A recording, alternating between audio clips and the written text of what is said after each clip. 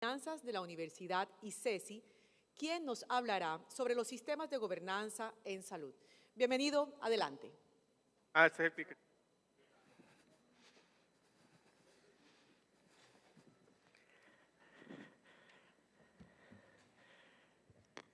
Buenas tardes.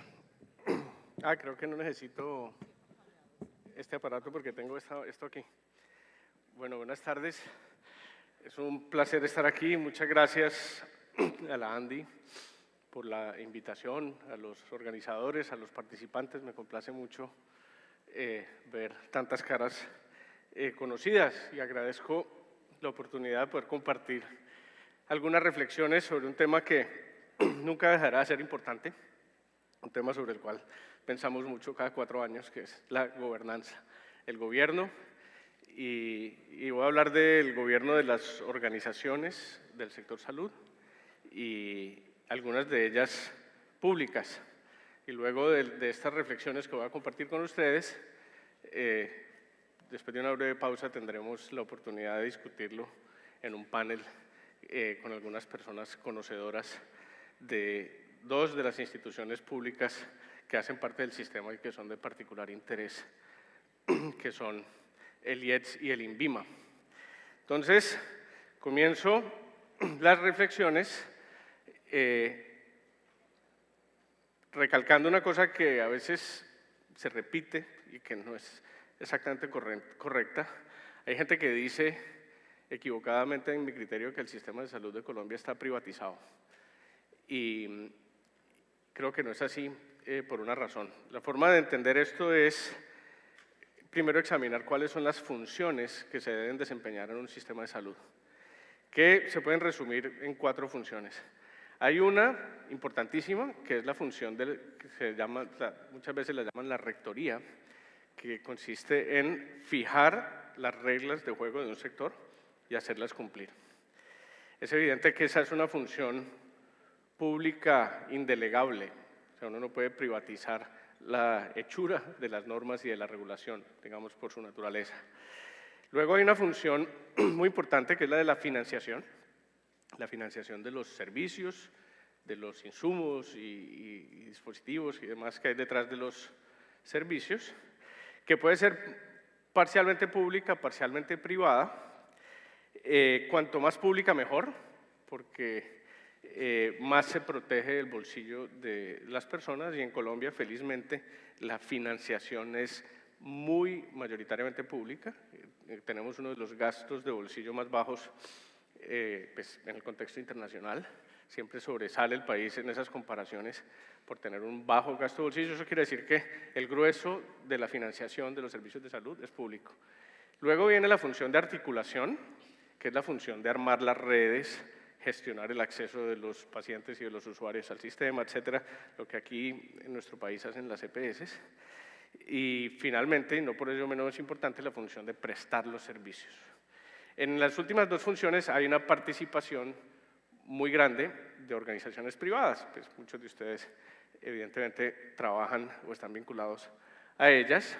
Entonces, si uno lo ve por el lado de la financiación, nosotros somos un país socialista, eso es parecido a lo que sería, digamos, un país socialdemócrata o un país de los que tiene la salud estatizada desde el punto de vista de la financiación, desde el punto de vista de la prestación, de la organización de la prestación y de la prestación, somos un país un poco más privado.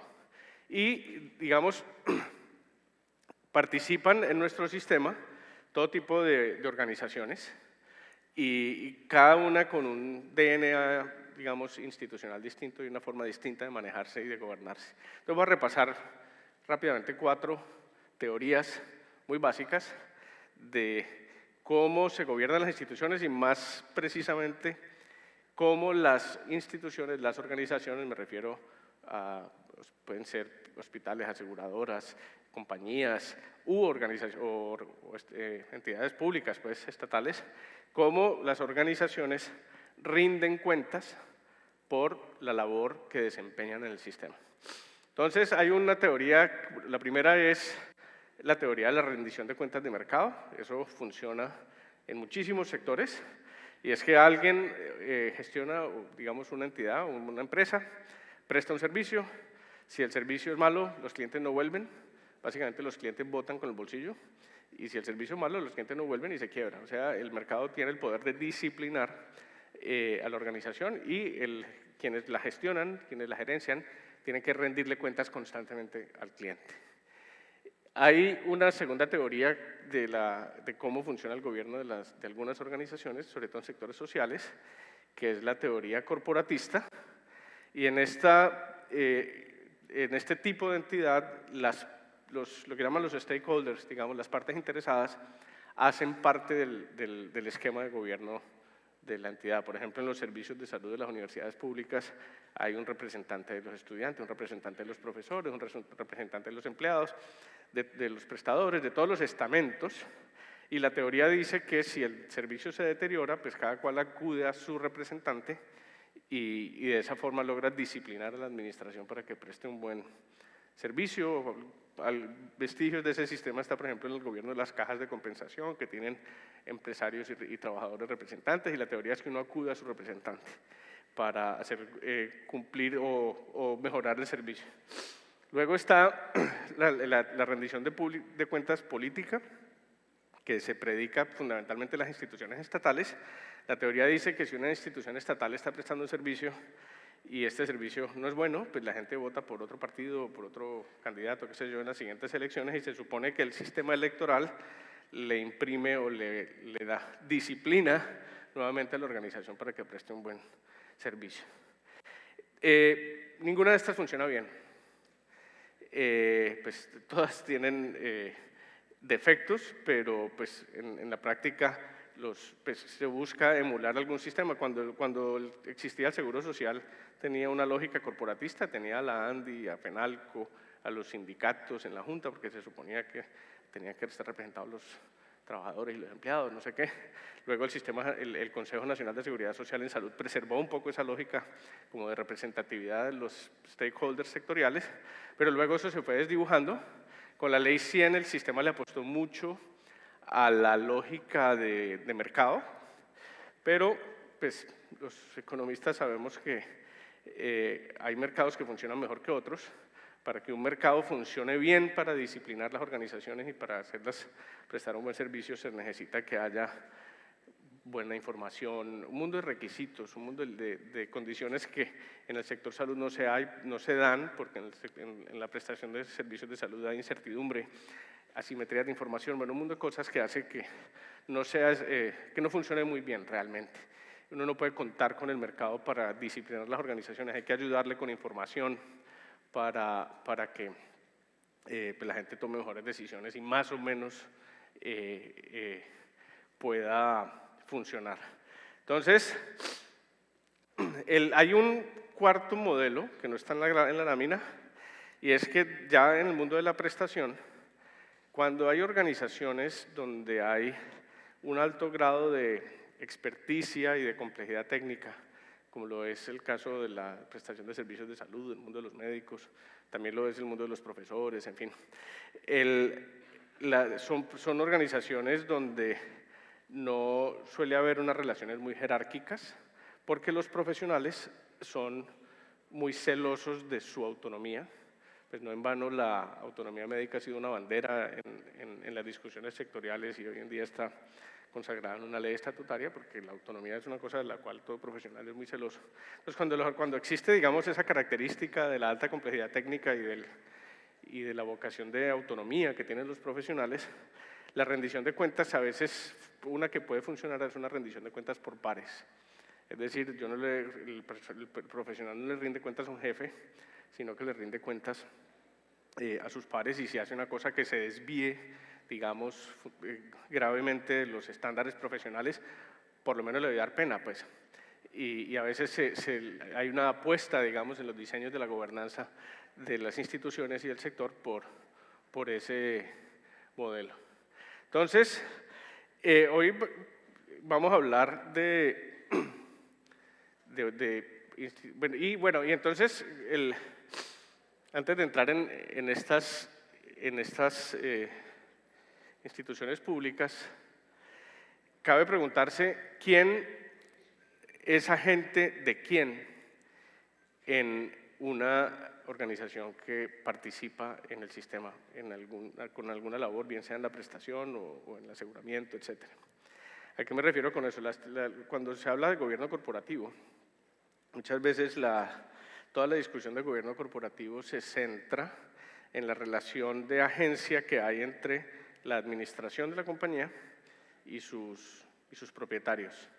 Estas discusiones de gobierno corporativo típicamente se dan en el contexto de compañías pues con ánimo de lucro, que están en bolsa, etcétera, y toda la teoría se reduce a procurar que quienes administran obren en el interés de los propietarios.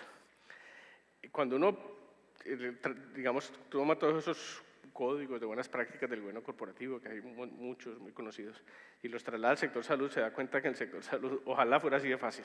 El sector salud es mucho más difícil, porque en el sector salud hay hay múltiples relaciones de agencia.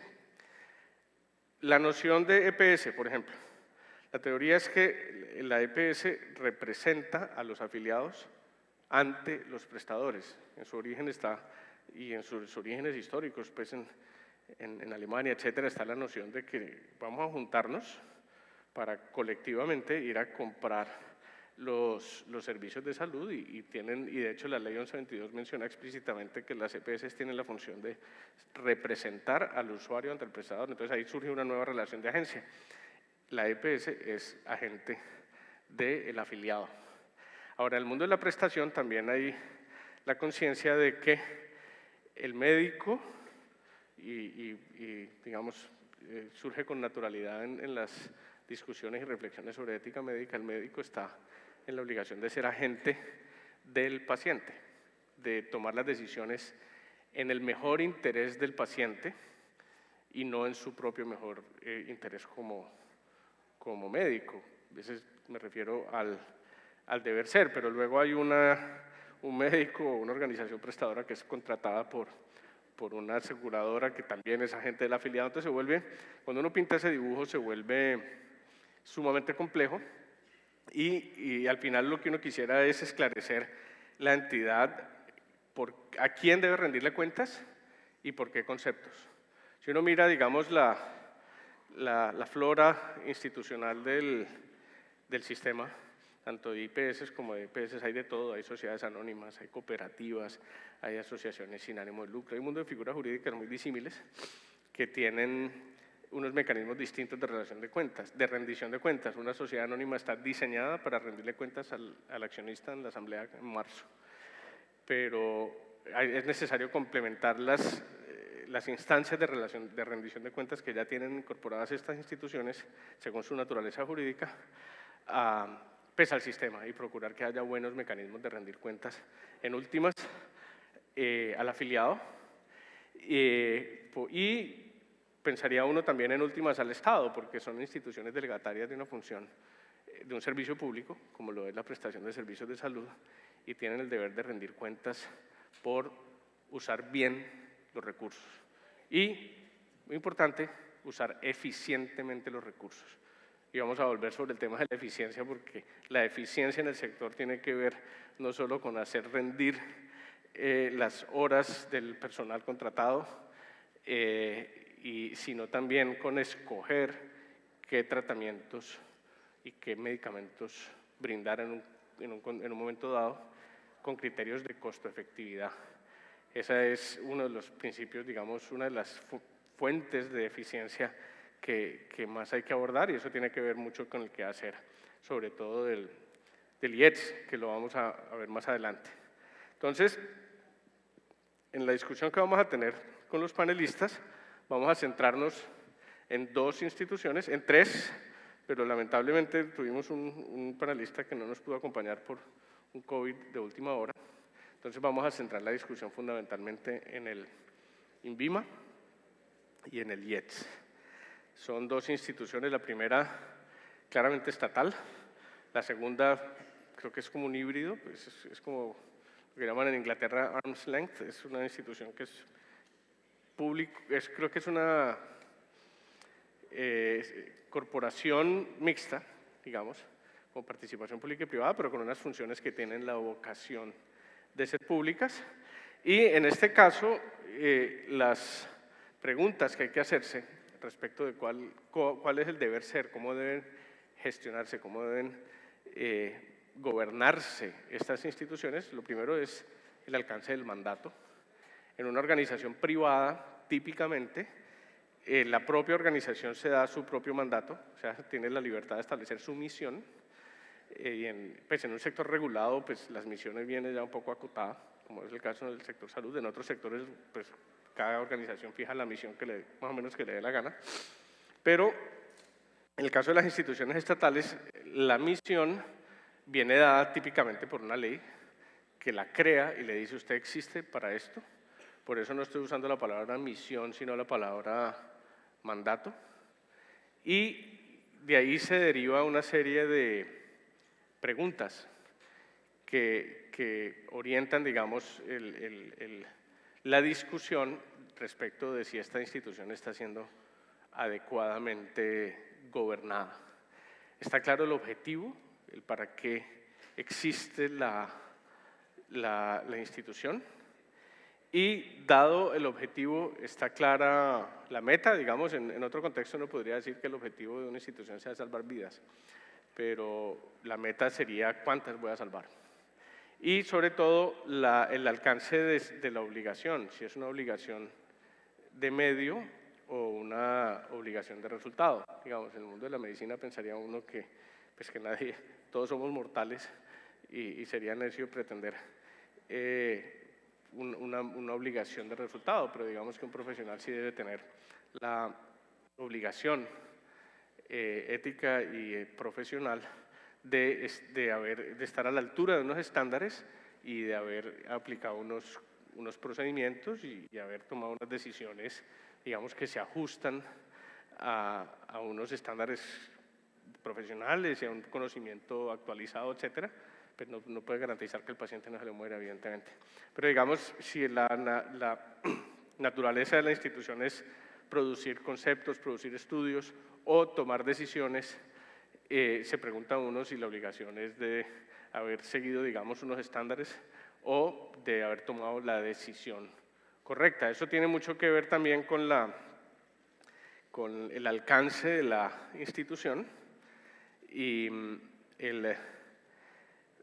de si una institución simplemente emite un concepto o toma una decisión. Cuando se creó el IETS, y lo vamos a conversar ahora en el panel, hubo toda una discusión sobre si esa institución debía tomar la decisión de qué cosas cubrir con recursos públicos, o sea, qué tecnologías, qué medicamentos, etcétera, o simplemente producir una evidencia, eventualmente una recomendación, y que sea un ente distinto quien tome la decisión. En el caso del INVIMA, pues evidentemente lo que produce son decisiones regulatorias.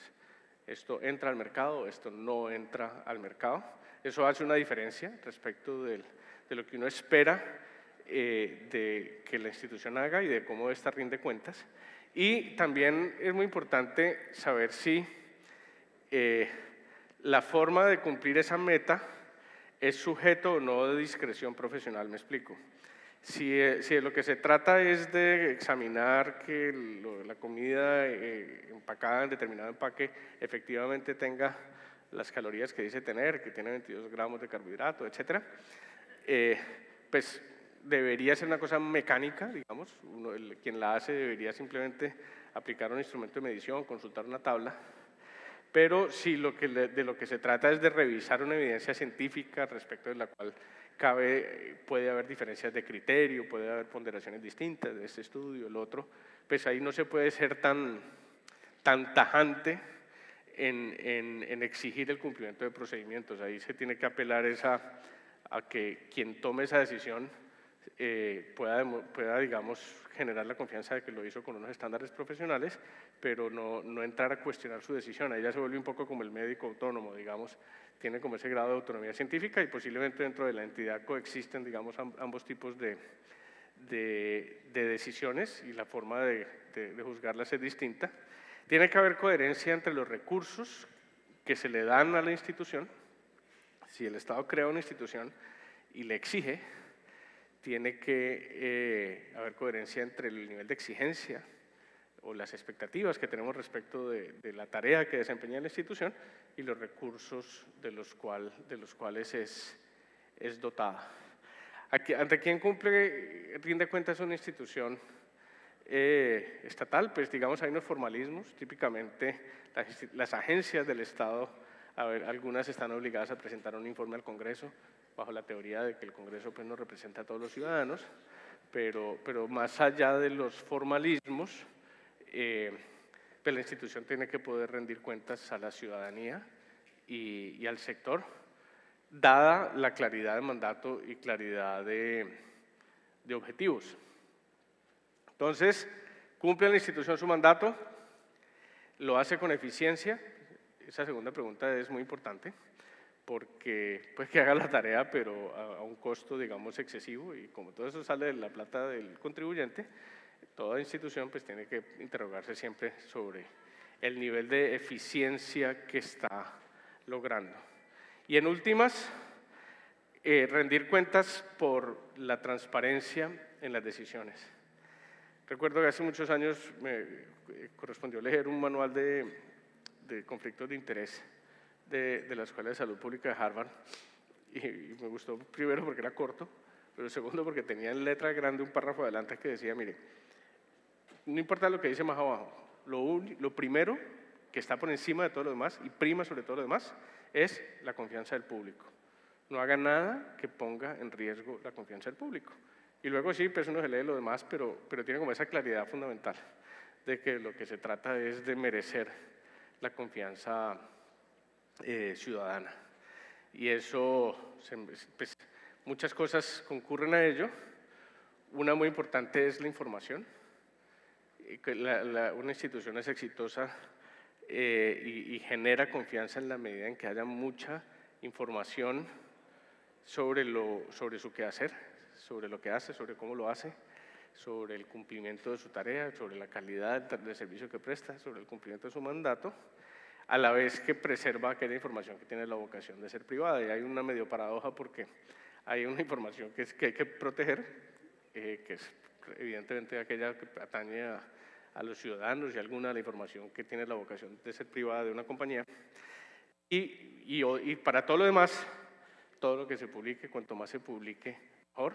Es algo que ayuda, pero pues evidentemente tiene que combinarse con muchas otras cosas para que la institución sea merecedora, digamos, de la confianza ciudadana, que es el juicio último que hacemos sobre la gobernanza. Entonces, con estas reflexiones, termino. Estas reflexiones han tenido la pretensión de ser un abrebocas, una invitación a la reflexión sobre cómo se gobierna el sector con una visión como de más, no solo verlo, digamos, allá arriba, como que la gente cuando piensa en el gobierno, en gobernanza piensa como una cosa que existe allá arriba, pero no, la gobernanza se da a nivel de cada unidad, de cada institución, etcétera. Entonces, quise invitar, digamos, a estas reflexiones, esperando que nos sean útiles y relevantes en la conversación que vamos a tener a continuación sobre el IETS y el INVIMA. De manera que, agradeciendo la atención de ustedes, vamos a hacer una pausa breve y luego seguimos con el panel. Muchas gracias.